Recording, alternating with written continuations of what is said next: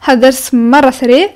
راح احتاج لزيت وخيط متين، كاس فيه موية، مقص، وقطعة بلاستيكية صغيرة قصيتها من ملف.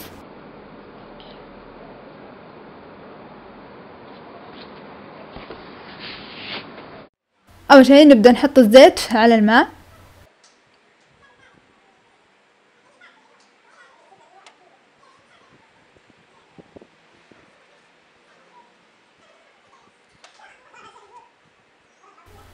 بعدين ناخذ الخيط نحطه على الزيت، بعدين نحطه في قطعة البلاستيكية الصغيرة ونحطها في الكاس ونكون انتهينا.